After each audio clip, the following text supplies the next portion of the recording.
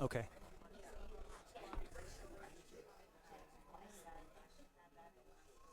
Huh.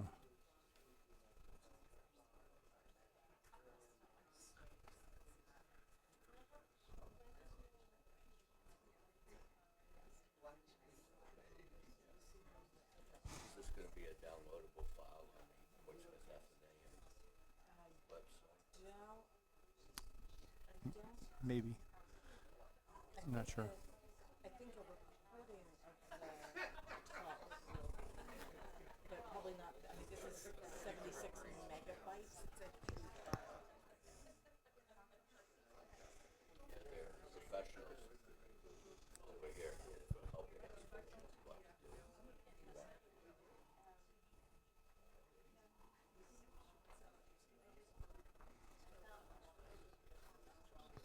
Mm-hmm.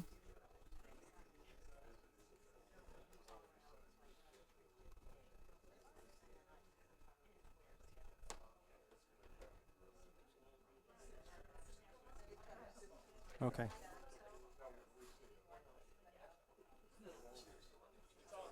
It's on? Hello? Can you hear? Okay, all right. Okay, we'll begin. My name is Don Margison. I'm with the lecture committee. This is the final presentation of the Portsmouth Athenaeum's 2025 lecture series under the theme Beauty in the Seacoast and Beyond, Art, Architecture, and Gardens. Tonight, Douglas Nelson, and Sara Morris will speak on art history at the Isles of Shoals. The Isles of Shoals have drawn creative people ever since poetess Celia Thaxter hosted a celebrated salon on Appledore Island. She entertained famous writers, musicians, and artists, and was entertained by them, including such notables as Childe Hassam, Appleton Brown, and William Morris Hunt. The lecture will discuss some of the leading artists who have worked on the Isles and the creations for which they became known. Doug Nelson is a managing director and advisor at Sunpointe Investments. He completed his undergraduate studies at Carnegie Mellon and the University of New Hampshire. He is a graduate certificate in financial analysis from Harvard University and has studied under Yale economist Robert Shiller. Doug is actively involved in on the Shoals Marine Laboratory Advisory Board and has served numerous other charities and foundations in various capacities. He's an avid art collector and museum supporter. He lives in Rye Beach, New Hampshire, with his wife Karen. Sara Morris is the executive of Shoals Marine Lab, which is jointly operated by the University of New Hampshire and Cornell. Her connection to the Shoals began with her during her graduate research on bird migration at Cornell, and continued throughout her career as a professor and administrator at Canisius College in New York. At Shoals, she leads a team of year-round and seasonal employees in providing educational opportunities for undergraduates, supporting environmental research, developing sustainable infrastructure and practices, and building a supportive and engaging community. Part of this community includes an artist in residence program that enriches the atmosphere and expands learning opportunities.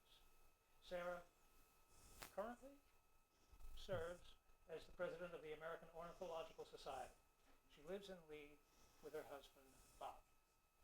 So, take it away. Okay, thank you. So, can you all hear me on the mic? Yeah. Okay, good. All right.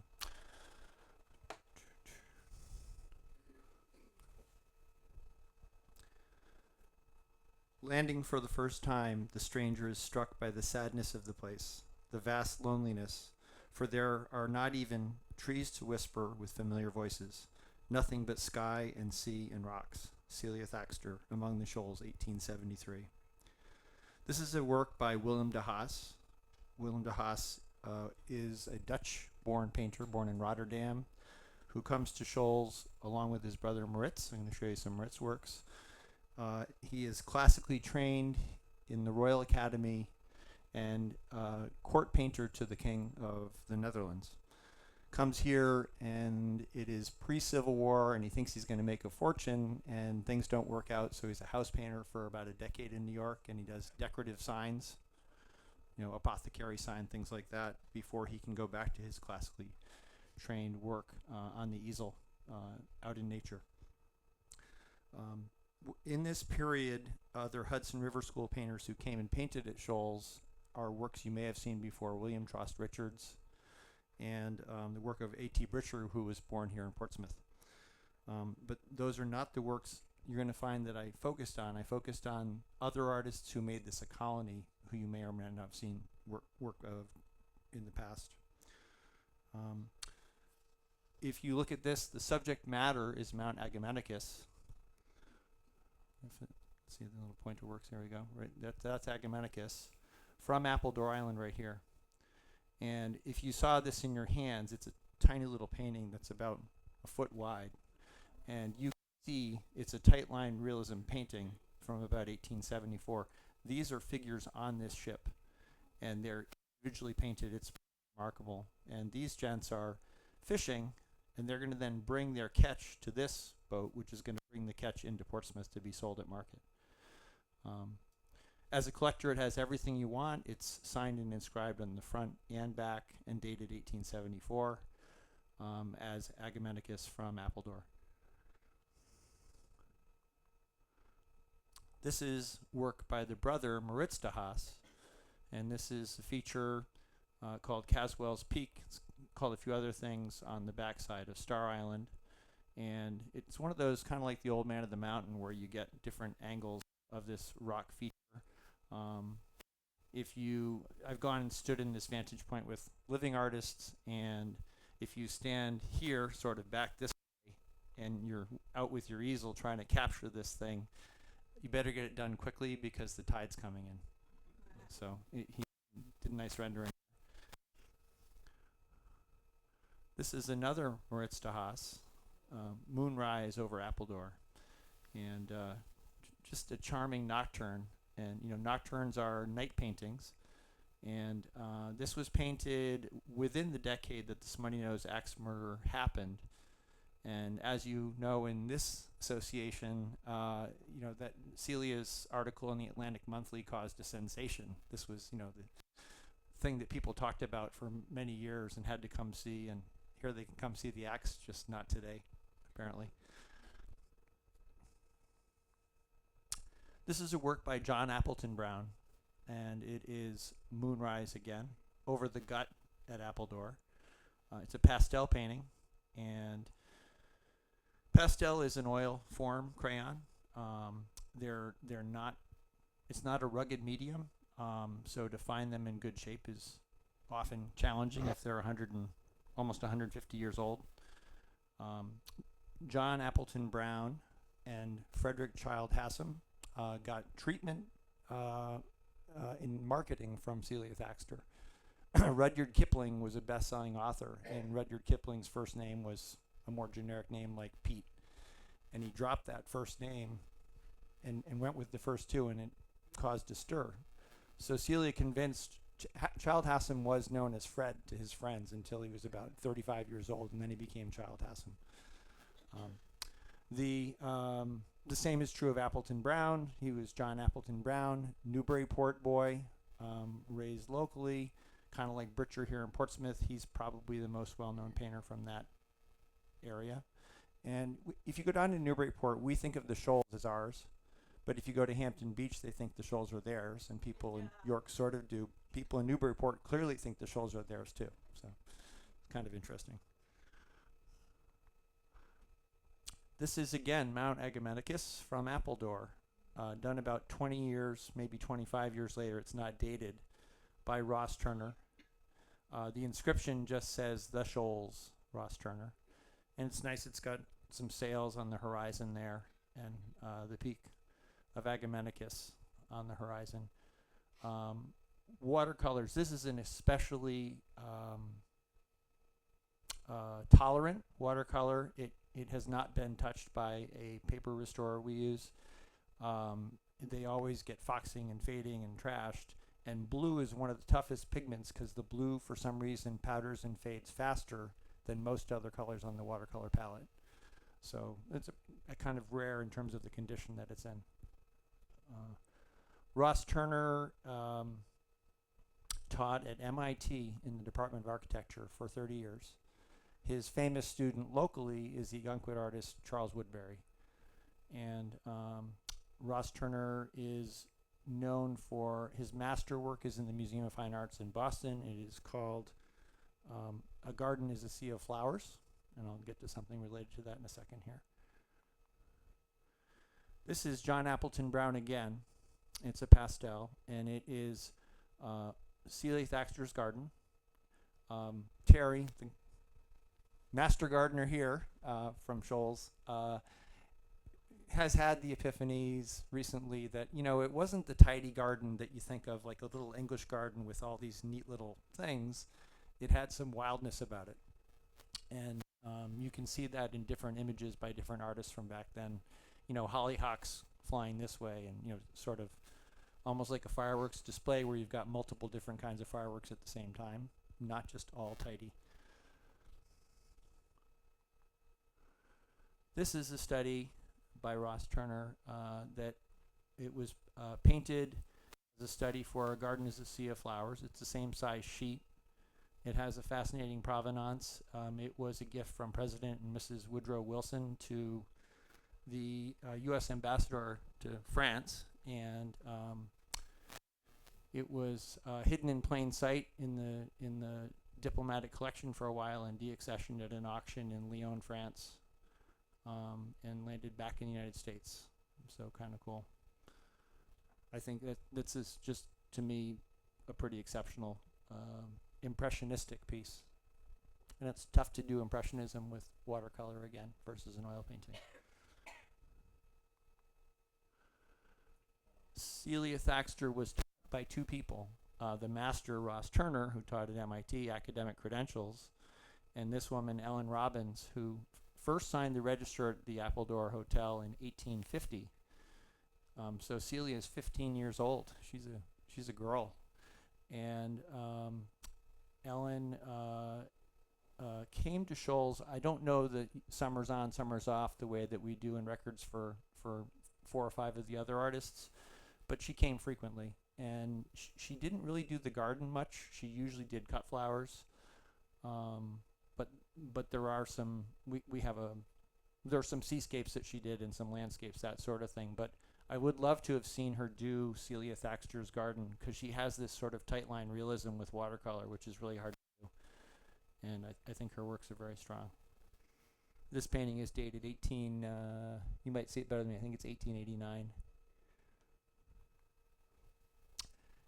I have a collection of this stuff already, but here's one more. This, I believe, was meant to be an olive oil pitcher, and it has that tight line realism. You know, as a collector, my wife is a former associate curator at Strawberry Bank. You know, this is an arts and crafts piece.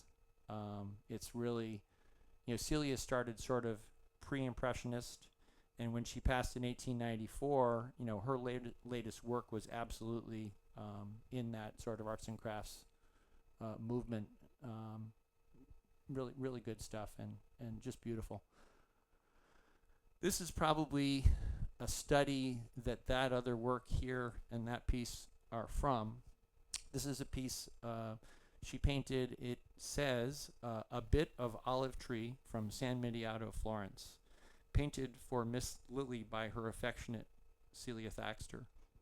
Lily is Lily Bowditch, and Nathaniel Bowditch lived next door. He's the father of modern navigation. I'm sure there's abundant stuff here in the Athenaeum about Bowditch. And it's kind of cool because it was something Celia did probably in Italy, and I'm guessing this could be not probably plein air, but she probably sat there with her watercolors in Florence and did this thing and brought it back. And to me, that's maybe a piece that she might have worked from to do this other work in the future. This is my favorite painting that we own. To me, it's like a Childe Hassam. Olaf Bronner, Norwegian American artist. born in Christiania, outside of Oslo. Olaf Bronner founded the Fine Arts Department at Cornell University, and he taught there for 38 years. A fascinating fact that relates or connects him to Shoals is his daughter Gertrude married Herbert Johnson, son of S.C. Johnson wax founder Samuel Curtis Johnson. And in the opening remarks of the Johnson family's $150 million gift 7 or 8 years ago, he starts by saying it all started with Olaf Bronner at the Isles of Shoals. So, Cornell, along with UNH to this day, have an affection, a connection, and so on. And it's really nice that art and science merge in this way. The art family is helping the rest. This is entitled on the back, Evening Star, Appledore. And interestingly, the boat is Evening Star, but the Evening Star is, I didn't mean to do that. What happened there? Wait a second. Sorry about that, folks. Oh, there we go. Evening Star is this guy right here. And the sunsets, if you've been out there, are just spectacular. You don't know what you'll get, but some nights it's just blows your mind how beautiful it really is. So this is a little piece that's painted on wood. Because he was an academic artist, an academic painter is not supposed to make filthy lucre or compete with their students who are trying to be full-time professional artists. So academic artists often don't sell their works or exhibit in the same way, at least historically they didn't. So a thing that I would say Bronner is really famed for in terms of his selflessness is he had the first major one-man exhibit of Childe Hassam at Cornell University in 1907. And we all think Childe Hassam was so famous then, but he wasn't. He had the mutual respect of his peers, of these other artists. They all had dinner together, they had porch time together with cocktails, they told jokes, they, goofed off and went fishing, and they did lots of easel painting and played music and so on. And this painting, the provenance is from his accountant in upstate New York.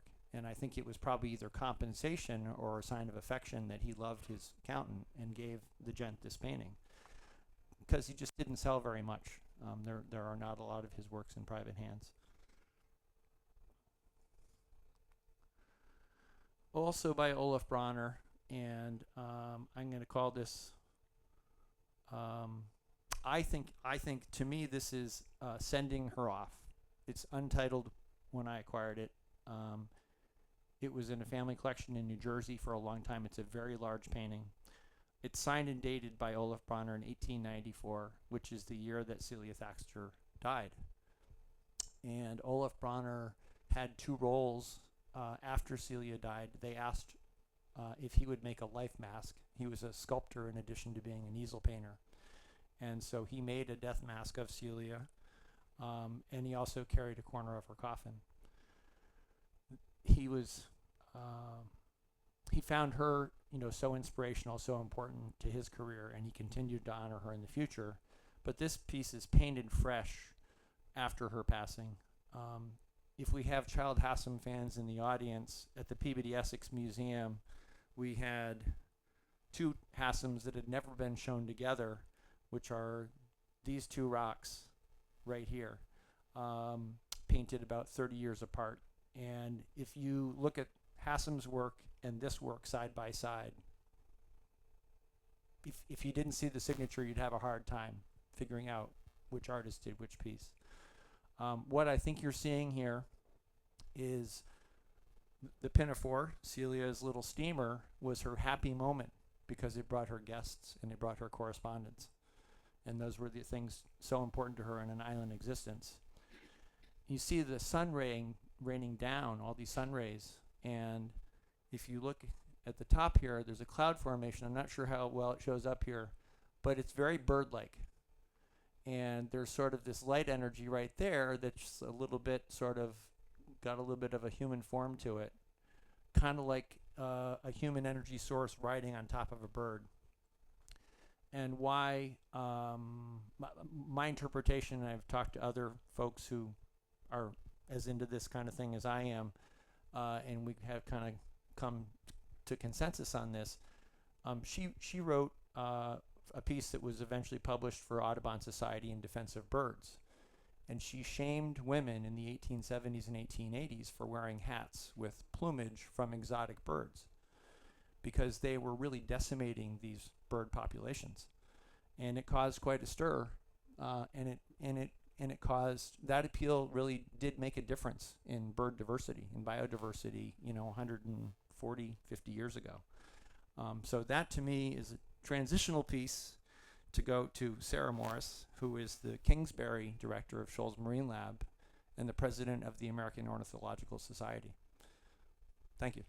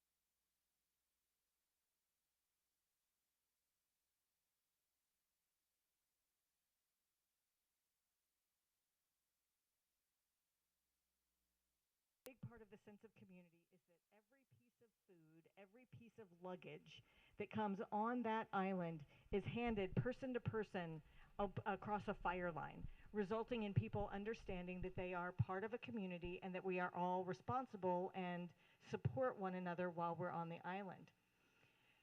I'm not saying that the guests back in the 1800s would do the same kind of fire line to bring their food on and off the island.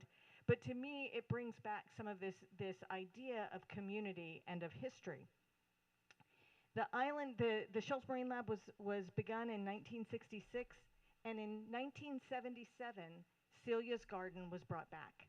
And John Kingsbury had a daughter, Joanna, who had done some research on the types of plants that Celia had in her garden. Celia had published a book called The Island Garden, and they used that to plot out what the garden would look like. And initially, as Doug mentioned, it was these beds of flowers that were arranged exactly as Celia had them in the book. Over time, there have been several additions to the garden. So, for example, this area right here is our piazza. Sorry. We okay? Yep, we're good. Okay. Is our piazza. It's a porch, but Celia went to Italy, and so it's now a piazza.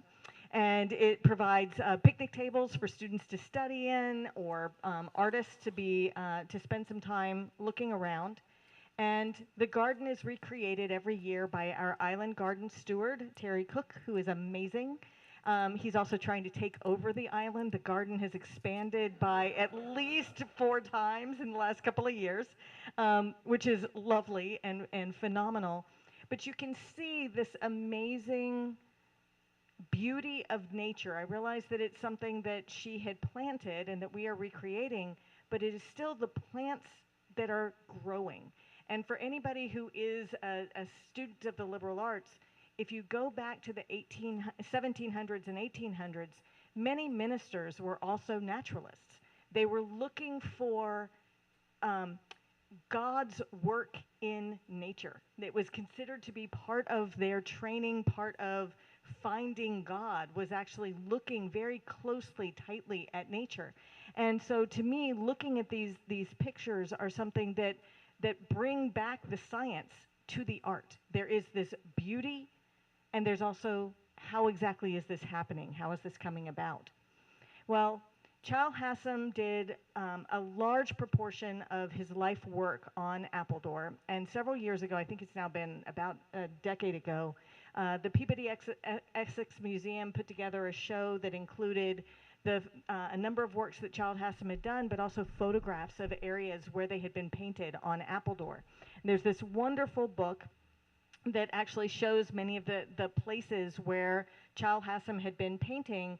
And this is one of our artists in residence. She's also one of our instructors, Carol Schwartz, who looks at the work, looks at the original place, and tries to talk with anyone interested in art about how they could make their own image of these same spaces to provide the connection and that sense of place. What is it about Appledore that is so inspiring for someone interested in the arts? About 10 years ago, we started an artist in residence program on Appledore. The first year, we only had 1 artist. The next 2 years, we had 3. We now host as many as 7 per summer. Each artist in residence comes out for about a 2-week time period when they have the vast majority of the time is simply to do their own craft, however they would like to. But we ask that they also contribute to the community on the island by providing opportunities for people to come through and see what they're doing, but also to teach the students on the island. And so these are some of the works that were done by Rebecca Fullerton last year and Bill Parberg over, I think that one was 3 years ago when he was there. And this is Eric Aho, who was one of last year's artists in residence, who has students on the seashore looking to see what they can see in color on the island. This year we had a wonderful couple that came out, and he was a visual artist and she was a writer, and the two of them spent a lot of times with our students thinking about what they would see or think about writing about in their environment. And we also have Robert de Grunier, who is a phenomenal glass blower. And so Robert is actually the one in the blue shirt right here.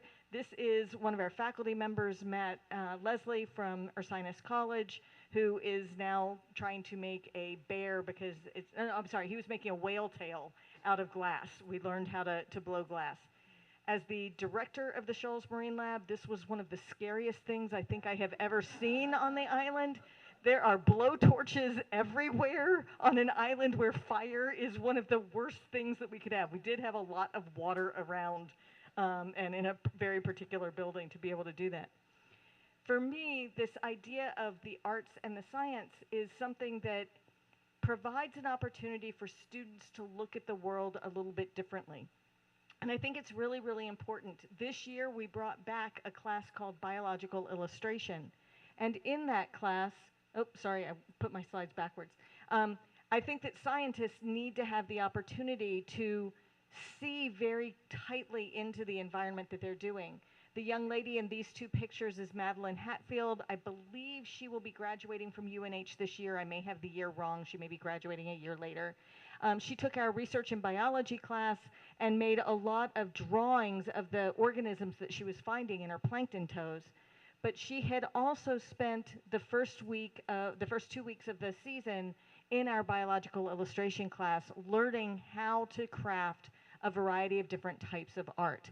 Everything from graphite to watercolors, and no, this was watercolor. I believe this was working with gouache. And then at their final project was combining whatever forms of art they would like to in a final complex system, and she called this dinner. Thought that was particularly interesting. Maddie was very happy to let me use all of these images. They are being used with her permission. She sent them to me, but she is a budding artist, and I really can't wait to see what else she brings forward. I'm hoping she will allow us to use some of her images, particularly this one has tote bag all over it. I really want that to be in the Appledore store.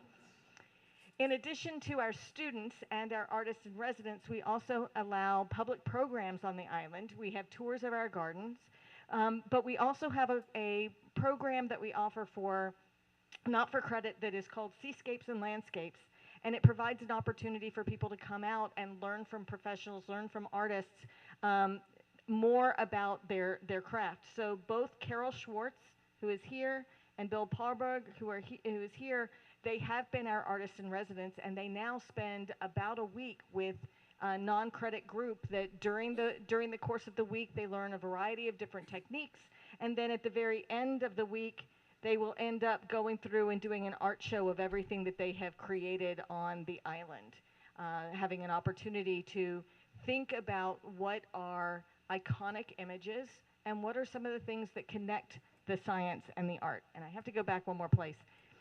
I told Doug I did not have any images of birds in here, and clearly I lied. One of the things that I thought was particularly cool about the biological illustration class this year is each student had to come find me and say, is this actually a good image of bird X? So in this case, it's a yellow-billed cuckoo that Maddie drew. And I said, I love the tail because they have this really interesting graduated tail, that the tail feathers are different lengths, and the white on the tail indicates that species versus another species. You've done a fabulous job. It was a lot of fun to talk with them about what they were seeing on the island and then to have them interpret that in their art. So one of the things that I think is really cool about Appledore is simply that if you are out there, you will see art.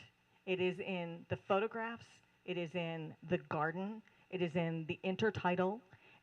This is Celia Thaxter recreated in the garden this summer.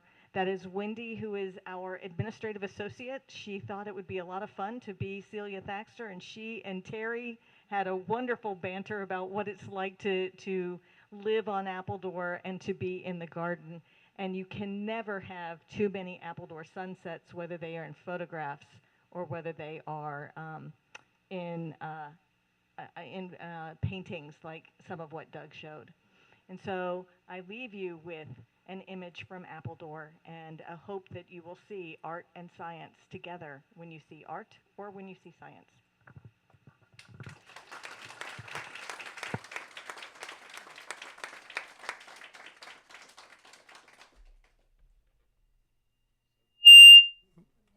All right, so they prepared us that you might have questions. So we're available to answer questions on art history, on marine biology, on the really popular shark unit for your kids and grandkids. You know, whatever. Yeah. I've been on 4 shark fishing trips, and we got sharks on every trip I went on. I'm just saying. So, anybody have questions in the room? Larry? I have a question about the sharks. I go out to see the seals all the time. I've never seen a shark when I'm out there. Are they out there and I just don't know how to find them? We don't know for sure. We don't have, can y'all hear me? Is this even on some people? Okay, I was a cheerleader. I can be really loud. Can you hear this